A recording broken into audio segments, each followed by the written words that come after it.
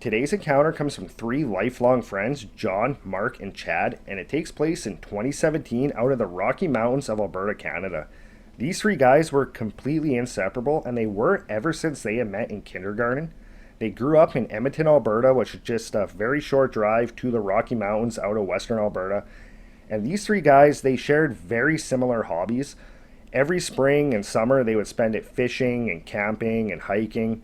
Fall was dedicated strictly to hunting, and the wintertime, there was basically hockey, snowboarding, and snowmobiling. Basically, whatever these guys would do, they did it together. No matter what they did, they were just completely inseparable, and they had a very strong bond, more like a brotherly bond than just a best friend type bond. Even once they were getting into their mid-20s and they started getting married, the three of them lucked out that their wives also built a very strong bond together as well. So it allowed the three families to spend a lot of time together. However, in 2017, it had been a couple of summers since the three guys had got any real guy time for an extended period of time. So they decided that they were going to go do what they loved to do all through their teen years and through their early 20s. And that was to go crownland camping up in the Rocky Mountains of Western Alberta. If you don't know what Crown land is, it's government-owned land, which is public land, very similar to BLM land down in the States. And this was something that these three guys liked to do because it kept them far away from the busy campgrounds, far away from pretty much all the noise of all the tourist destinations up in the Rockies. So in mid-July, they loaded all their gear into the back of Mark's Silverado, they waved goodbye to their wives, and then they made the drive from Edmonton to Grande Cache, Alberta. In Grande Cache, they stopped, they fueled up, then they made their way south along the Smoky River to this little logging road that they had gone down a few times in their teen years and in their early 20s. They turned the truck onto this road, and they started the hour and 15-minute drive to where they had planned to set up camp. As they made their way down this very narrow, very rocky, very rough logging road, the three of them were really starting to think, is this really a good idea? Yeah, we've done this road before, but, we were young and stupid in those days. Like, this is not a good place for anything to happen. We have no cell reception. If something happens, we're pretty much screwed. But the three of them, they basically figured, you know what, we've been down here before. We're together. Anything happens, at least we're together and we'll get through it. So they continued down the road, and when they were about a half hour from where they had planned to set up camp, there was these three quadders stopped right in the middle of this road. Three younger guys, and they just would not move. They pulled the truck pretty much right up to them, honked at them, and these three guys just still would not move. They just turned, looked at them, and just basically continued talking. This especially infuriated Mark. He did not like when he was delayed because of somebody else's ignorance, so he started wailing on the horn, and these guys were not moving. So Mark opened his door, got out, and started walking towards them to confront them to find out what the hell their problem was. And these guys turned, looked at him, and just started basically spazzing out on him. They were screaming at him, telling him to get back in his truck, basically yelling profanity at him the entire time. So the other two guys, noticing that these guys were showing aggression towards Mark, they got out of the truck as well. Once these three quadders realized that Mark was not alone, and he actually had two buddies with him that were also significantly older than them, their tone completely changed. They went from being very hostile, very aggressive, to being incredibly apologetic. They ended up starting their quads, they moved them over to the side of the road, and then Mark, John, and Chad got into the truck and continued making their way towards where they were going to set up camp. As they passed these three quadders, Chad kept looking in the passenger side mirror of the truck just to make sure that these guys were not following them and that they were not going to be any trouble. And sure enough, he saw that those three quads were heading back the direction that they had just come. At this point, the three guys were like, you know what? These were just some young, dumb kids. We were young and dumb ones too. I'm pretty sure this is exactly how we would have responded if we were out on our quads and some guys in a truck started honking at us. So they figured that they would just leave that be, and they continued making their way down that road for another half an hour. After 30 minutes, they saw this small clearing right on the right hand side of the road. It was at the top of this ridge that looked down at the Smoky River. They slowly pulled the truck into this clearing, stopped, they got out, they grabbed as much gear as they can handle, and then they made a 10-minute hike down this ridge line to the base of the Smoky River. They actually ended up having to do 2 trips. They had to go from the truck down this slope to the river, come all the way back up, grab a second load of gear, and then make their way back down again. Once they had all their gear down on the shore of the river, they set up a camp, they got a fire going. It was already fairly late in the day, so as soon as the fire was going, they had some food, they had some beer. And at about 10:30 that night, they packed it in for the night, they climbed into their tents. The next morning, they woke up pretty much right at the crack of dawn. They made some coffee, they had some beans for breakfast. Then they basically spent the entire day fishing at various points along the shore of the Smoky River. That evening, they went back to camp. Again, they got a fire going, they had food, had a couple of beer. They did not drink more than just a few. They were in no way intoxicated. And that night, about 11 o'clock, again, they climbed into their tents and settled in for the night. That night, at around 1:30 in the morning, Mark was woken up because it sounded like somebody was walking around the camp. He could hear what was very clearly human footsteps going between the tents and going over towards where they had their fire and where they had all their gear laid out. Mark at this point was thinking that, maybe this was John, maybe it was Chad, maybe they woke up in the middle of the night, they had to relieve themselves in the woods, so he was not overly concerned. However, he started to hear whoever this was outside starting to rummage through the various packs and various tackle boxes that they had sitting over by the fire by their camp chairs. At this point, he was thinking, this is pretty odd. There's no way that John or Chad would be fiddling with stuff not this late at night and not that. They would be going through their personal packs, not through all the stuff we had outside. So he decided he was just going to call out just in case it was John or it was Chad. So he called out, he's like, hey, what's going on? And as soon as he yelled that, he heard whoever this was immediately stop going through things, but he could not hear them run away. He could not hear them walk back to the tent, and they said absolutely nothing. So at this point, Mark's like, hey, I got to go check this out because I really do not think that this is John or Chad. So he got up, got out of his sleeping bag, made his way to the front of the tent. He unzipped it, took his flashlight, shone it outside directly towards the fire. And just beyond where that fire pit that they had made was, he could see the silhouette of this person kind of walking all weird as if they were incredibly drunk, but walking into the bush. At this point, he yelled out, hey, as loud as he could, which immediately startled John and Chad awake. They quickly got up, they got out of the tent. The first thing they saw was Mark standing there holding his flashlight, looking into the woods. They came up to him, they asked him what was going on, and Mark told them that somebody had been going through all their stuff, and he saw them kind of stagger into the forest. So at this point, the three of them, they grabbed their knives. John and Chad grabbed a flashlight as well. And they ended up going into the woods, going to try to find whoever this was. They looked around the immediate area of their site for about 20 minutes. They found no sign of anybody. They did not see anybody. So they made their way back to camp. And then they started talking, trying to figure out who this could have been. And the only thing the three of them can agree on was whoever this was, it was most likely one of those kids on the quads that they encountered on their drive in. So they decided, you know what, let's just sleep in shifts tonight. If it was these guys and they come back, we'll just, we'll set them straight. Mark was completely riled up at this point though, and he knew he would not be able to go back to sleep. So he told John and Chad, you know what, I'm just going to stay up the rest of the night. You guys go get some sleep. So John and Chad made their way back to their tents.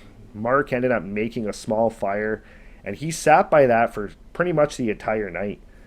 Later on that night, though, while he was sitting by the fire, he felt himself slowly starting to doze off, and he was woken up by somebody calling his name from inside the woods, except they were calling Marcus. And he kind of woke up trying to figure out if he actually heard this or not, or if, maybe he just was in that state of being half awake, half asleep, and he just imagined it because the only person who ever called him Marcus wasn't his mom, it was his grandmother. And his grandmother passed away when he was 15 years old. And at this point of his life, he was 31. So his grandma had passed away 16 years prior. So he sat there for a minute just trying to process what just happened, because when he heard his name being called, it did sound a lot like his grandmother. But he was thinking, okay, yeah, I heard this. It did sound like my grandma, but my grandma's passed away. She has been for 16 years. I'm pretty sure this was just a dream. I was dozing off. I'm just completely freaking myself out now. I'm just going to try forgetting about it. And he just went on staring at the fire for about another 20 minutes. Again, about 20 minutes later, he slowly started to drift off to sleep when again he heard his grandmother's voice from in the woods calling Marcus again. And again, this time he quickly jolted back to reality, back to being awake, and was just staring into the woods in the direction where he had heard his name being called from. He ended up sitting like that, just not moving, almost frozen in fear, but absolutely confused because, again, he did not fully know if he actually heard this or if he just dreamt it, but it did seem incredibly real to him, and it just completely freaked him out. So he sat there just looking into the woods for about another 45 minutes till it started to get light outside, and his two buddies ended up waking up. Once John and Chad got out of their tents, they looked at Mark, who just looked absolutely wrecked. He looked super tired, and he just had this blank stare on his face, and he was just staring into the bush. They ended up walking up to him and saying, "Hey dude, is everything all right? You look horrible." And then Mark kind of snapped back to reality and looked at them and said, "Something really weird happened last night." He said, "Once you guys went to bed, I was sitting by the fire. I ended up dozing off." He's like, "Then I heard my grandma's voice from in the woods calling Marcus. And then I brushed that off like it was just a dream. And then about 20 minutes later, it happened again. But I can't be 100% if I actually heard this, but it's completely freaking me out, and I just don't know what to make of this." Both John and Chad at this point ended up saying to him, "You know what, man? You've been under a lot of stress lately. Last night you were really worked up. You were overtired. You just had a dream. Everything's fine. You know what? You just need to get some coffee in you, have some food, and just enjoy a day fishing, man, and everything will be fine." So they ended up making some coffee, they had some food, and then they went out fishing for the day again. Just like the day before, they fished various points along the river. That evening, they came back to camp a little bit earlier. Again, once they got back to camp, they made a fire, they had some food. That night, Mark did not have any beer. He was completely exhausted. So he ended up crawling into his tent before it was even full on dark out. That night at around 2 o'clock in the morning, Mark was again woken up because he could hear his name being called from the woods again, but this time from the other side of the camp. At this point, he just yelled out to John and to Chad, who were immediately startled awake by Mark yelling. They came out of their tent, they went up to Mark's. Mark again told them, "Guys, I hear my name being called from in the woods." Again, they tried to tell him, "You know what, man, you're freaking yourself out. You just need to get to sleep. If it'll make you feel better, we'll build a fire. We'll stay up for a little bit, let you get to sleep, and then we'll call it a night again after that."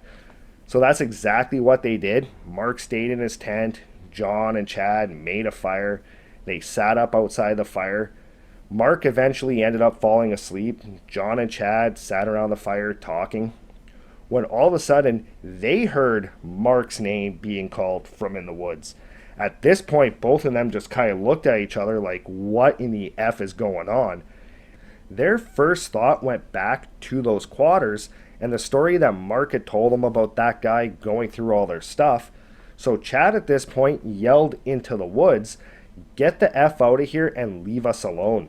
At this point, both John and Chad decided that they were going to stay up all night just in case these guys came back, because they were clearly messing with them at this point.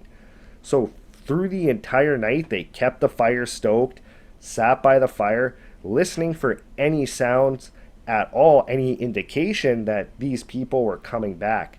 They did not hear any sounds like that, but they did notice through the night that the area all around the camp was completely silent. There were no bugs, no crickets, no sound at all. Once dawn came, Mark ended up waking up. He came out of the tent and saw both of his buddies sitting by the fire. The fire was still going, so he knew that they've been either up for a little bit or they did not go to sleep at all last night. So he walked up to them, asked them how it was going, and they ended up telling him that after he went back to bed, they ended up hearing a voice calling his name from in the woods as well. At this point, Mark was completely shaken up, because now he knew that he did not just imagine somebody calling his voice, because his two buddies heard it as well. And he knew that these two guys he was with were his best friends. They were like brothers to him, and they would not mess with him like that. So it really shook him up, and he ended up saying to them, "You know, guys, there's something really weird going on. Like, I'm not feeling safe here. Like, maybe we should pack up. Maybe we should go somewhere else." Both John and Chad were very convinced at this point that this was just those quarters, but they could tell that Mark was very shooken up by it. So they ended up saying, "You know what, man, that's fine. We'll have some food. We'll pack up. We'll go somewhere else, and the rest of our trip will be completely fine. We'll just get away from this area and everything will be good." So they had some food. They collapsed down their camp, grabbed their first load of gear, and then they had to make their way up that ridge to where their truck was parked. Once they got to the truck, they dropped their gear off and they started making their way back down to camp for their second trip. Once they were about 100 yards away from the camp, they were on this little bit of a ridge that overlooked directly above their camp. It was only 100 yards away, but it was a significant elevation above it, so they had a very clear view of their camp from that ridge. And they noticed that there was somebody in their camp going through the stuff that they had left behind. They could see various items kind of scattered all around their campsite.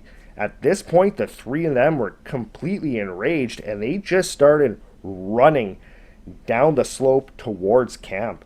When they got right to the perimeter of camp, they saw this person hunched over, digging through one of the packs, and they just started screaming at this guy going through all their stuff. As soon as they started yelling, this guy stood up, turned, and he started running into the bush, but he was running really weird. He was like he was staggering, kind of swaying side to side as he was running through the trees. The three of them kind of looked at each other for a second and then proceeded to chase this guy into the woods. As they were running through the woods, they were only about 45 yards behind him, but they could just not catch up to him. It was like every time they would get a little bit closer, this guy would pick up pace and pull away from them. They chased him for a few minutes, for a few hundred yards through the woods, when up ahead of them they could see an opening in the trees that opened up into a bit of a meadow along the shore of the river, and they saw this guy go through the trees into this meadow, and a few seconds later they broke the tree line as well, and they could see that this meadow was actually a fair size. It was about 200 yards long. It was about 150 yards wide, with the river on one side and a steep slope on the other. And there was absolutely no sign of this guy. They could not see him. The grass was not long. It's like this guy just completely disappeared in front of them. The three of them kind of just stopped and just looked out into this meadow, trying to figure out what happened to this guy and where he went. When all of a sudden they noticed about 45 yards from them, there was this deer, this buck, that was looking directly at them. The three of them, their focus kind of turned to this deer, and this deer started walking towards them. Now, the three of them, being lifelong hunters, knew that that was not typical deer behavior, and this deer should have taken off when they broke the bush line. In fact, it probably should have taken off well before they broke the bush line, because they were yelling at this guy as they were chasing him. So they were looking at this deer, and the three of them were just basically all thinking the same thing, like, what the hell is wrong with this deer? Why is it coming towards us? After a few seconds, this deer went from about 45 yards down to about 20, and then it just completely stopped, and it was staring right at them. The three of them just stood there looking at this thing, and John ended up saying, guys, look at that deer's eyes. So the three of them ended up looking at the eyes of this deer, and they noticed that this deer, the eyes were not on the side of its head. They were on the front of its head, forward facing, just like a predator. The three of them instantly knew that this deer is something's up with it. It's not normal. So they took a couple steps back, and as they were stepping back, this deer in front of them all of a sudden stood up on its back legs, which deer will sometimes do if they're grabbing leaves or grabbing food off a branch of a tree or hitting a licking branch. But this deer was in the middle of a meadow, and it started taking steps towards them on its hind legs. The three of them instantly, pure panic mode set in. They turned around and started running back in the direction of camp, the entire time just completely freaking out, just basically yelling, what the hell is that? And telling each other to run faster. When they got to the camp, they completely abandoned the stuff that they had left behind from their first trip. They ended up scrambling up that ridge back to the truck. They got in, and they ended up taking off out of there. They did not end up going and setting up camp anywhere else. Once they were back in the city, they ended up talking about it, and the only thing that they could really come up with was what they encountered out on this trip was a skinwalker or some other form of shape-shifting entity. Well, that's it for today's encounter. As always, guys, please let me know your thoughts in the comments below. The fact that these entities could take the form of a deer is incredibly freaky to me, because as you could tell, I am a deer hunter, and it is the start of archery season up here in Manitoba. So every time I'm going into my blind or to my stand, I know I'm going to have this stuck in my head, especially if a deer starts staring at me like one did last night. That's probably going to end up playing games in my head a little bit.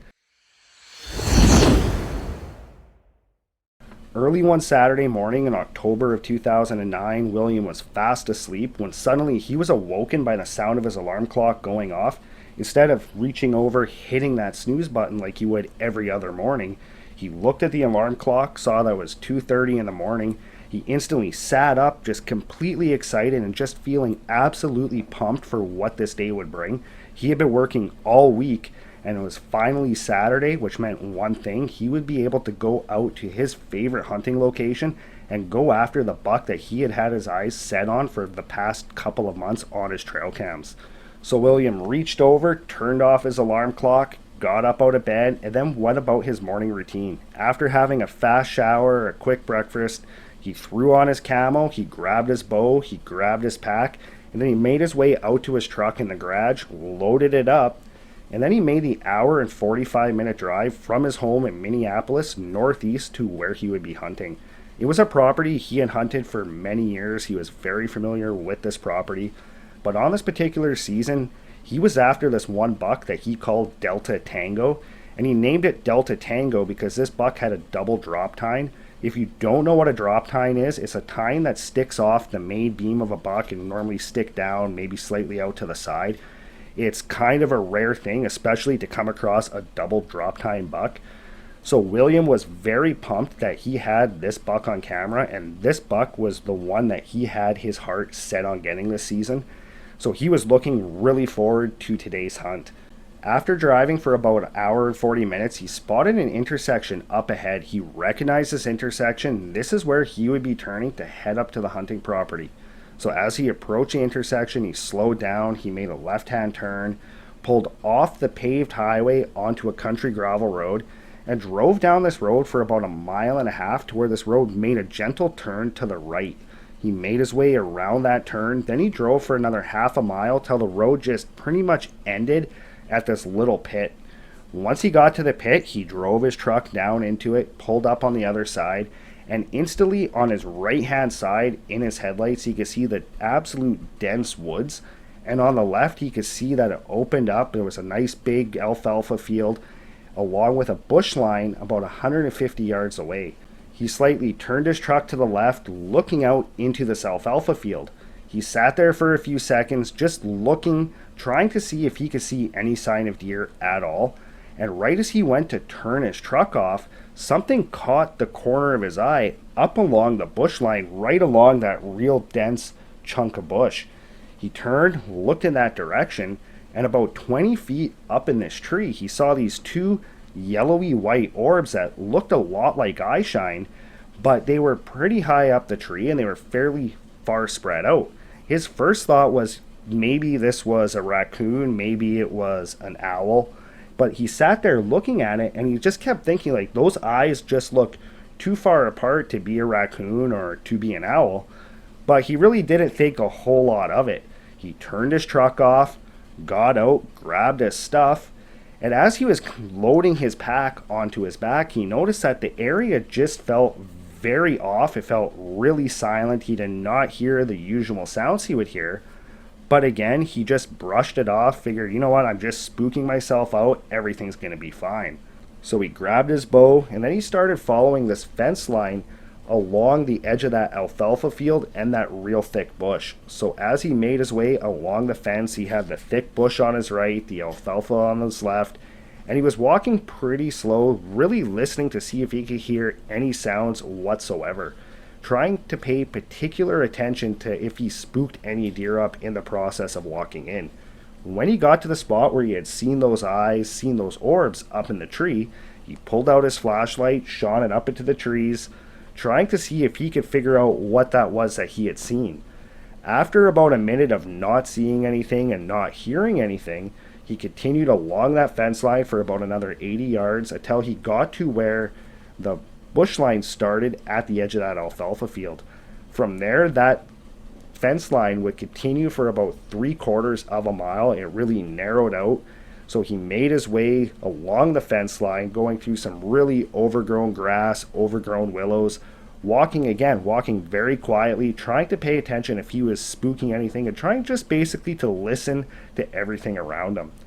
After walking for about 3/4 of a mile, he got to another fence line that ran to his left, and that's where he would be hunting. Down that fence line, about another 350 yards, it came to a dry creek bed, and that's where he was going to be setting up his saddle.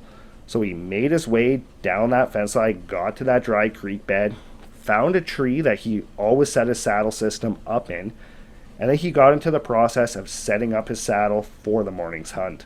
By the time he was fully set up, it was about an hour and 15 minutes before legal, so it was still full on dark at this time. He's up in the tree, he's leaning back in his saddle, his bow's hanging up on the other tree, and he's listening to everything going on around him, and that's when he realized that there was nothing going on around him. He heard nothing at all. He heard no small animals running through the underbrush. He heard no coyotes off in the distance, and that was really strange for William. He had never experienced that on this property, but he knew because of growing up hunting, spending a lot of time out in the great outdoors, that that was normally a tall tale sign of a predator being in the area. So he was feeling a little bit nervous, but he thought, you know what, I'm 20 feet up a tree, I'm in my saddle, I have my bow. Even if there's a bear or another predator in the area, I'm going to be completely fine. I'm just going to stay here, keep listening to see if I can figure out what's in the area that could be causing the silence. After a few minutes, he heard something coming up behind him slightly to his right, so he turned to look to see if he could see what this was. But the canopy was way too thick and it was still way too dark for him to see anything at all. But still, he kept looking, trying to spot any movement at all to try to identify what this was. As it got closer, it got to about 20 yards behind the tree he was in. He heard whatever it was branch off, and all of a sudden he realized that, hey, this is not just one thing, there's actually two of them. So his first thought was, okay, this was most likely a doe with a fawn, but this is really weird that one of them's going one way and the other one's going the other way. See, typically if there's a fawn following a doe and they come to a cut line or a small clearing, typically they'll be together kind of in a straight line. They won't branch off and head out at different parts. So typically the fawns, especially that time of year, will tend to stick fairly close to their mom, to the doe. So William was thinking that this was a little weird. As he sat in the tree listening, he could hear the one moving, and all of a sudden it stopped about 15-20 yards away from him, up in this real thick part where there was this big pine tree, and he could hear that the one on his left sounded like it was about 25 yards away, and it stopped right by another pine tree. At this point, William's like, hey, what the hell is going on? What are these? This is not typical deer behavior. These are definitely not deer. So at this point, he was starting to think, okay, well, maybe these are coyotes. Maybe it's a wolf or something. But he really had no idea what these things were. As he's trying to process everything that's going on, he realizes that those two things under the trees now sound like they're climbing up those trees. At this point, William's like, okay, this is definitely not deer. This is definitely not coyotes. It's definitely not a wolf. The only other thing that this could be would be a bear, but this is not normal bear behavior either. Like, if this was a mom and a cub, why did they split up? Why are they not together?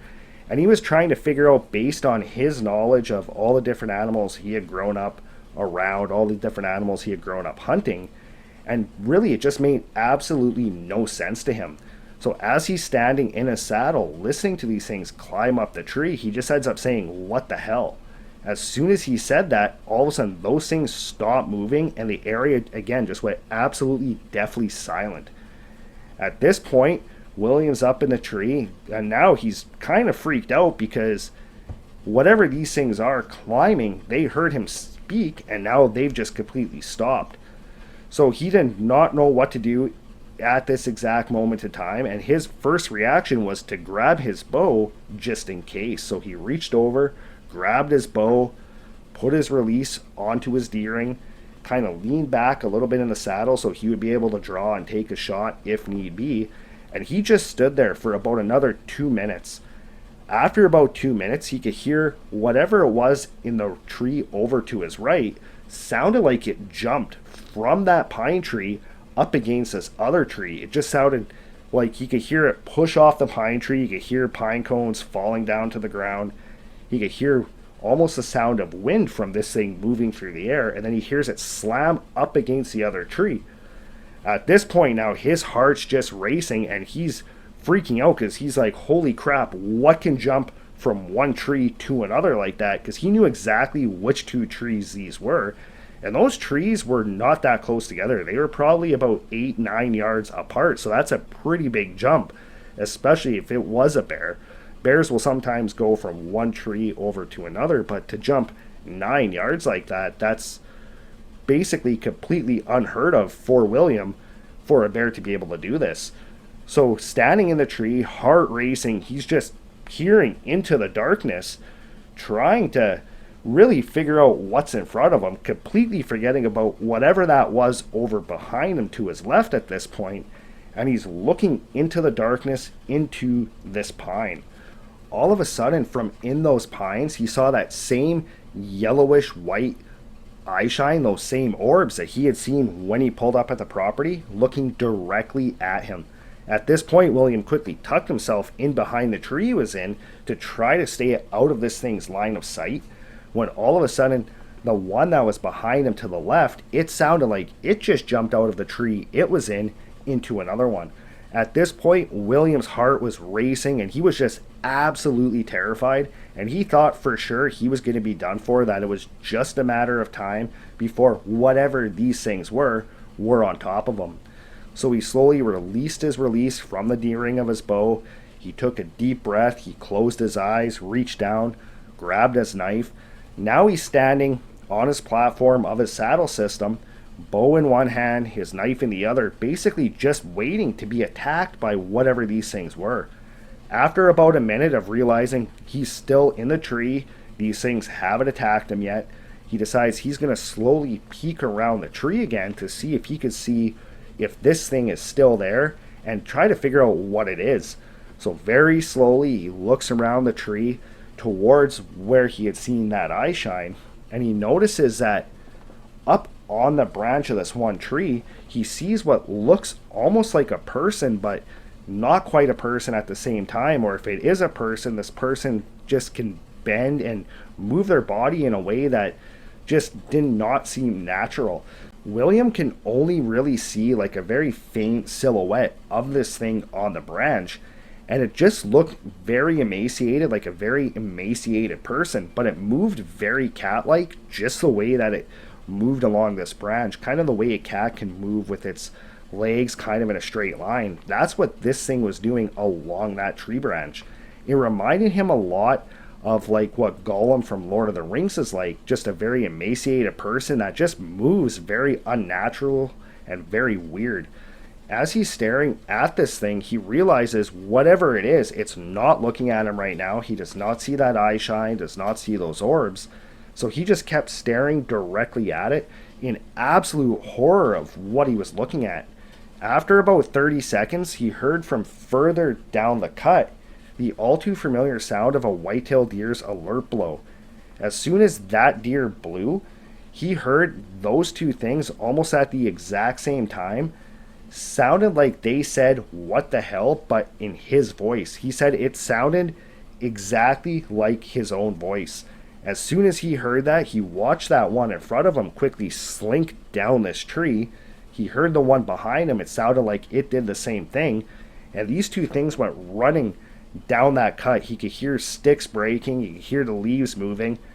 And after about 30 seconds from down the way that he heard that deer's alert blow, he heard this absolute blood-curdling shriek. He said he had never heard anything like this before. Describes it almost as sounding sort of demonic, just a real high-pitched, like, loud shriek. And in that moment, he knew whatever those things were, they had just got that deer.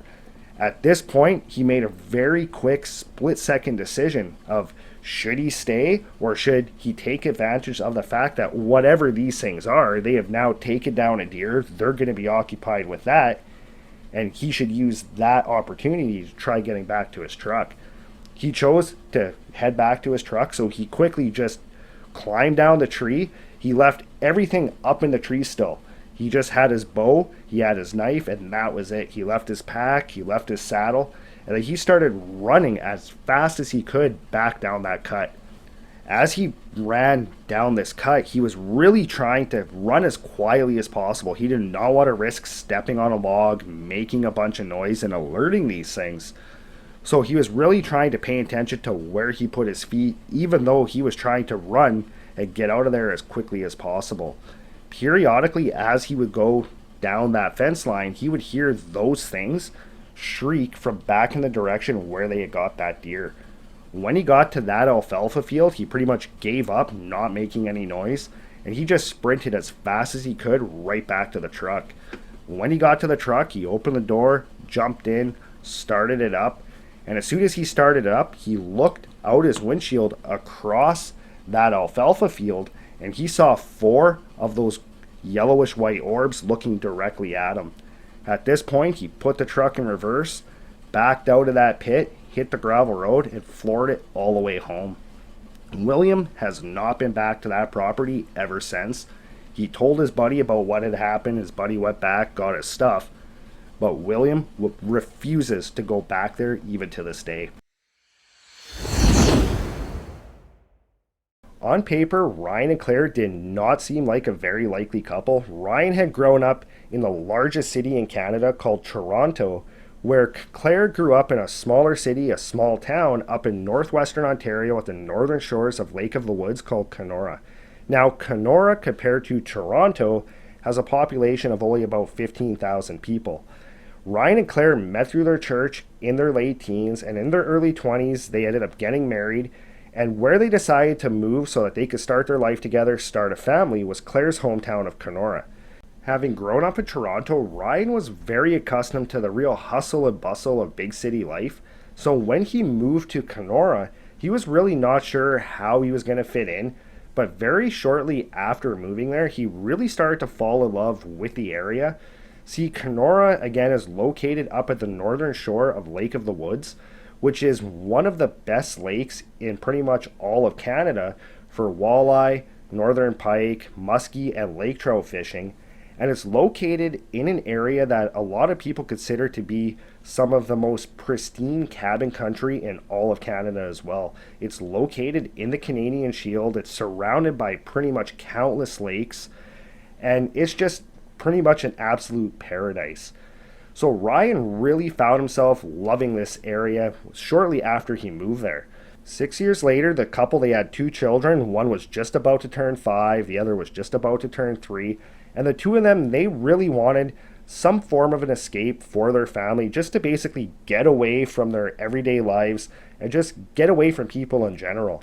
Even though they were living in Kenora, which is a very small town, in the summertime, that population of 15,000 can rise to 80, 90,000 people because of all the different cottage communities in the area. So when they started looking for a cabin, they wanted one that was just way off the beaten path, as far away from people as possible. So they spent a couple of months looking through classifieds, looking online, and they found a property that they thought would be absolutely perfect for what they were looking for. It was located on the shores of Croduck Lake out in Western Ontario, and it was located off the main gravel road with a single drive that was about 2 miles to where this cabin would be located. After going to look at the property, both of them instantly fell in love with it, and they were like, okay, we need to get this cabin. So they put an offer in, they ended up getting the cabin, and then for several weeks after, they spent every evening making the hour drive from Kenora out to the cabin, pretty much just to do work on the place, to get it ready for their own family. Once the cabin was pretty much ready to go, Claire ended up going out to the cabin with the kids. Now, she was a stay-at-home mom. However, Ryan had a couple of weeks vacation coming up, but Claire really wanted to get the jump on getting out there before him. Again, because she was more of the outdoorsy person. She figured if she got out there before Ryan got out there, she could do a little bit more work to the place so that when he got out there, their vacation could be pretty much perfect. Late on the Tuesday afternoon, she loaded the kids up in the family minivan. Then she made the drive out to the property. When she was going down that 2-mile section of driveway, she was not able to get all the way up to the cabin. The last 100 yards was very steep, very uneven, and the minivan just did not have the ground clearance to make it that last 100 yards. So she had to park the minivan at the bottom of this rocky hill, and then from there she had to carry the kids and all the gear up to the cabin. Once she had the kids and all her stuff up in the cabin, she made the kids some dinner. Her and her kids sat around for a little while by a fire. She read them some nighttime stories, put them to bed, and then she settled in for the evening as well. Laying in bed that night, Claire thought for sure she was going to have a hard time falling asleep, because this would be the first night that she was spending in the cabin.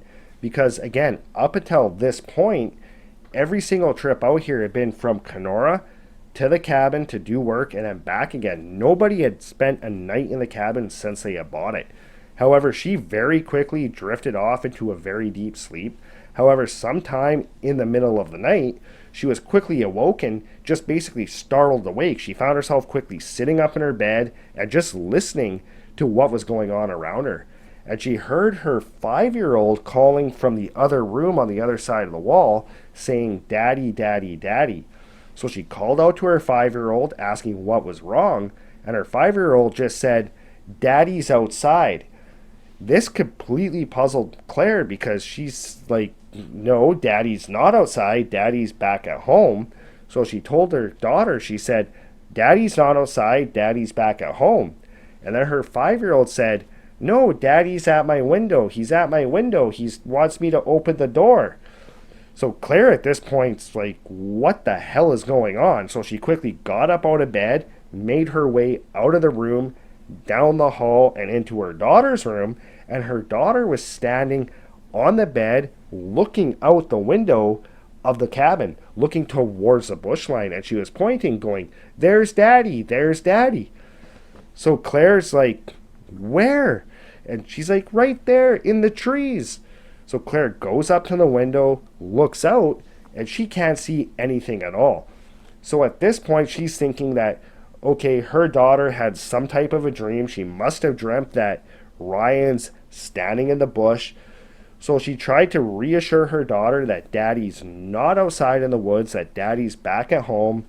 She laid her down in bed, sat with her for a while till she fell asleep, and then she went back to her own room and went to bed. The next morning, when she got up and she was giving the kids breakfast, she ended up asking her 5-year-old again, like, what happened last night? You kept saying you saw daddy outside, but when mommy looked out the window, I couldn't see anything. And her 5-year-old said, no, daddy was knocking on my window and he wanted me to open the door. And Claire's like, sweetheart, daddy's not out here. Daddy's at home. He's not going to be out here for a few more days. But her 5-year-old was being very adamant that she saw her dad knocking on the window, asking her to open the door. Claire was not too sure what to make of this, but she just kind of brushed it off as, okay, she's just a young child. It's just her imagination. She's having a difficulty processing dreams and reality. And she's like, it's no big deal. She just had a dream. It's nothing to worry about. That day, she pretty much just did some work around the property. That evening, again, she made her kids some dinner, read them some stories, put them to bed, and then she settled in for the night as well. And just like the night before, in the middle of the night, she was quickly startled awake to her 5-year-old again saying, daddy, daddy, daddy. So Claire let out a sigh, figuring, great, here we go again, got up, made her way out of the room, down the hall, into her daughter's room, and again, her daughter was standing on the bed, pointing out that window, saying, daddy, daddy, daddy. So Claire again walked over to the bed, looked out that window, saw absolutely nothing. So she told her daughter, sweetheart, we went over this yesterday and this morning. Daddy's at home. You're just having dreams. Just go back to sleep and everything will be okay. So she put her daughter back down, waited for her to fall asleep, went back to her room, and went to bed for the night. And again, the next morning, she asked her daughter again. She said, sweetheart, again, last night you were saying daddy was outside, and he wasn't. I've told you daddy's at home. And her daughter again said, no, daddy was knocking on my window and wanted me to let him in. And Claire again was just like, okay, this is just a 5-year-old's imagination. Again, she's having a hard time differentiating dreams from reality. So she's like, okay, hopefully this is just because this is a new place. She hasn't spent the night here before. This is the first time she spent away from her dad. Hopefully tonight will be better. So that day again, she brought the kids outside this time. She did some work around the property. That night, same routine as the night before. Had dinner, read some stories, put the kids to bed. And that night, in the middle of the night, again, she was startled awake, but this time it wasn't her 5-year-old yelling, daddy, daddy, daddy. It was her 5-year-old just completely screaming in terror, yelling, daddy.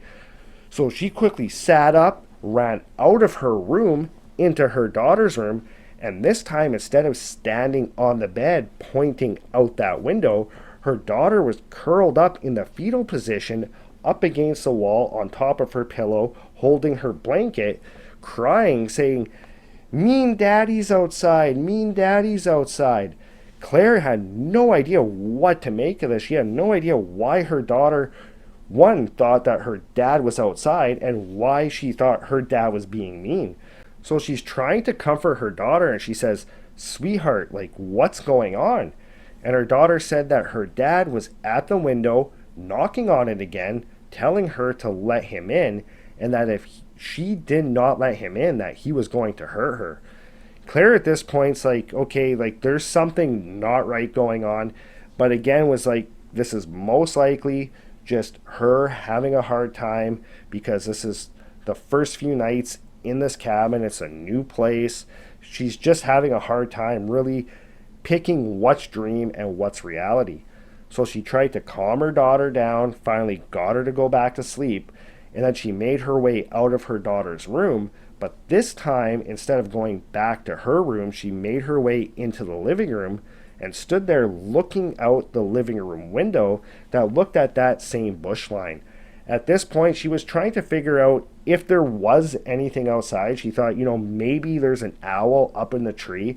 Maybe that's what my daughter's hearing, and she just doesn't know what to make of this thing, and she just is associating it with her father. So she stood there for quite a while looking out the window. She didn't see anything, so she ended up making her way back to her room, settled back down in her bed. The next morning, she got up, and again, she asked her daughter, like, what happened the night before? And her daughter said that mean daddy was at the window getting mad at her and saying that he was going to hurt her. So Claire, again, was like, okay, something's not right here, but, more than likely, it's her having bad dreams and just not processing what she's dreaming and what's real. So that afternoon, she went outside to go cut some wood, and this time she decided she was going to leave the 2-year-old in the cabin. She was going to bring her 5-year-old out with her and just kind of keep her outside, let her play. Figured, if she burns off more energy, maybe she'll sleep a little bit better tonight.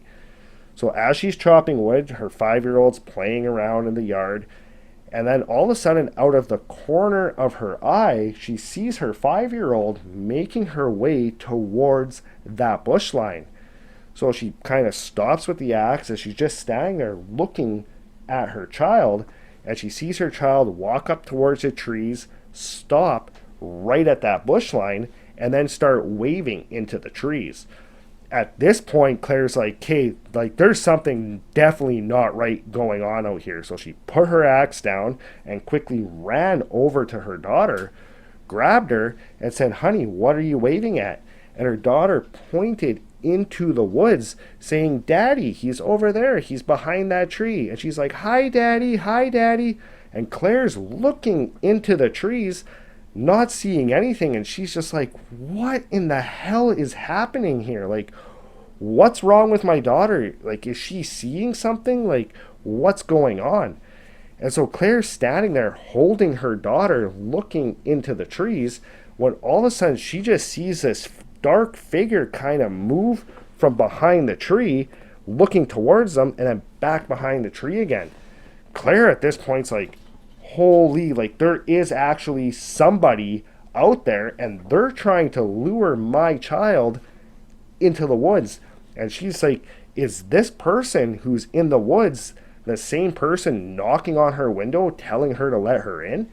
So at this point, she's absolutely terrified. So she scoops up her daughter, runs inside the cabin, locks the door, and then she's standing there holding her daughter in the kitchen, and she's trying to figure out what she's going to do next, because there's somebody in the woods that's now been trying to lure her child into the woods and been knocking on the window every night, and her vehicle's 150 yards away, and she would have to get her 5-year-old plus her 2-year-old from the cabin down to the minivan to get out of there.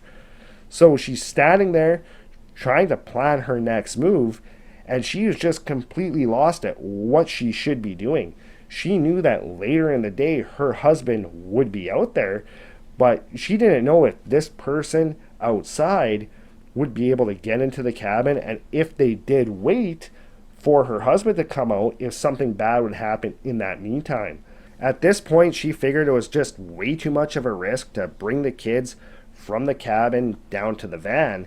So she thought that her best bet would be just to stay in the cabin and wait for Ryan to get there. So she scooped her kids up, she put her kids in her own room, then she grabbed the biggest knife that she could find in the knife block along with the fireplace poker. She went into the room, she closed the door, locked it, and then she spent some time trying to calm her 5-year-old down. She figured if she could calm her down, maybe it would help calm herself down as well.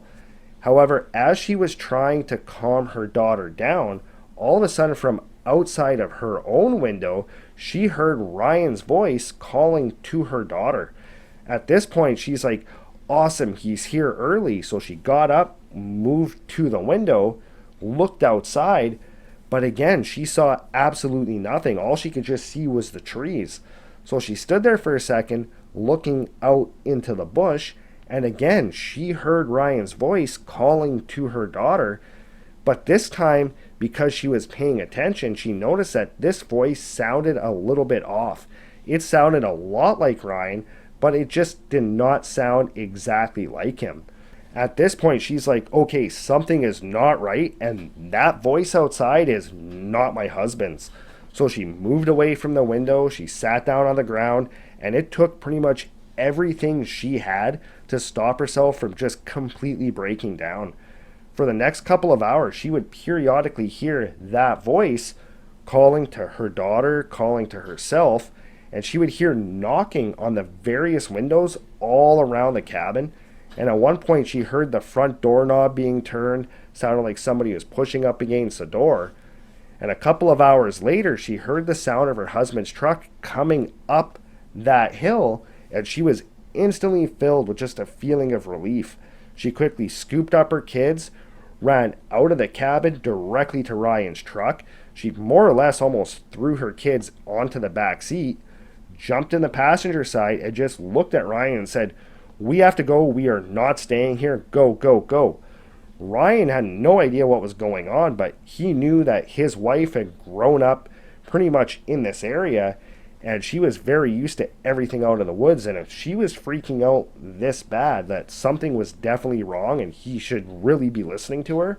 So he put his truck in reverse, back down that hill, stopped beside the SUV, and was more or less expecting her to get out and get into the SUV, and she just absolutely refused to get out of the truck. And she said, "No, we're not taking the SUV. We'll come back for that. Just go. I want to get home. Go, go, go."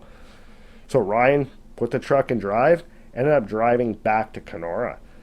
Once they got back to Kenora, Ryan was asking her, like, what happened? So she told him the entire story of what happened. And the two of them started to question their 5-year-old, like, what did you see? Like, you said that daddy was outside in the window. Like, what did you see? And she could not quite describe exactly what she saw, just that it looked like daddy was outside and she could hear daddy's voice and he was knocking on the window. Now, in order for that to be possible, if Ryan was out there, he would have had to have been standing pretty much on like the second or third rung of a ladder, so 2 or 3 feet up off the ground, to be able to knock on the window, let alone have his face looking in this window. So they really have no idea what or who this was at their cabin, but they decided, you know what, something's going on out at this property. So they decided that they were going to sell it, but they really did not want to sell it at the same time because they had no idea what they were dealing with on this property. And they really could not stomach the thought of another family more or less sinking their life savings into this place and going through the same type of thing. And they thought, you know, if they did sell it to another family, if something happened to someone, they would just never be able to forgive themselves. So they ended up keeping this property, but they've only ever gone back out the one time, pretty much just to get their SUV, and they have not been back out since. Well, that's it for today's encounter. Let me know in the comments below what you think this entity was. My personal thoughts when I was told this story was that this sounds a lot like a skinwalker, just because it did kind of appear to their daughter to look like Ryan. But I really want to know your thoughts on this. But as always, thanks for joining us. If you haven't done so already, please hit that subscribe button, and I'll see you next time.